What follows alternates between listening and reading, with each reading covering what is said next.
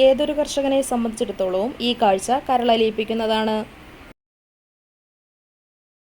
കേരളത്തോട് അതിർത്തി പങ്കിടുന്ന കർണാടകയുടെ കുടക് ജില്ലയിലും കാലം തെറ്റിയെത്തിയ മഴ കർഷകരെ കണ്ണീര് കുടിപ്പിച്ചു. മഴയിൽ കുതിർന്നു നിൽക്കുകയാണ് കാപ്പിയും കുരുമുളകും. ഇരുവിളകളും പറിച്ചെടുത്ത് ഉണക്കിയെടുക്കേണ്ട സമയത്താണ് മഴയെത്തിയത്. കുടകിൽ ദിവസങ്ങളായി മൂടിക്കെട്ടിയ അന്തരീക്ഷമായിരുന്നു. കഴിഞ്ഞ ദിവസത്തെ കനത്ത മഴ പെയ്തതോടെ എല്ലാം മഴയിൽ കുതിർന്നു. ഉണക്കാനിട്ട നെല്ലും കാപ്പിക്കുരുവും മഴയിൽ ഒഴുകിപ്പോയി.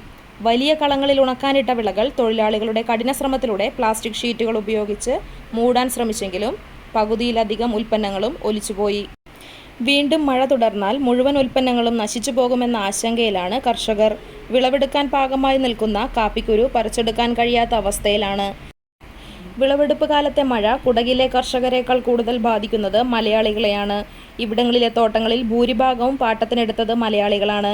കൃഷിയിടങ്ങളിലെ ഉൽപ്പന്നത്തിന്റെ വില കണക്കാക്കി പാട്ടമെടുക്കുകയും പാട്ടത്തിന്റെ നിശ്ചിത ശതമാനം മുൻകൂറായി തോട്ടമുടമയ്ക്ക് നൽകുകയുമാണ് ചെയ്യുന്നത്.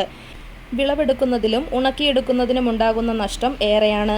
പലരും ബാങ്കിൽ നിന്നോ പലിശക്കാരിൽ നിന്നോ പണം വാങ്ങിയോ ആണ് തോട്ടങ്ങൾ പാട്ടത്തിനെടുത്തിരിക്കുന്നത്. ഇവർക്കാണ് വലിയ തിരിച്ചടിയും. Open news, Kelakam.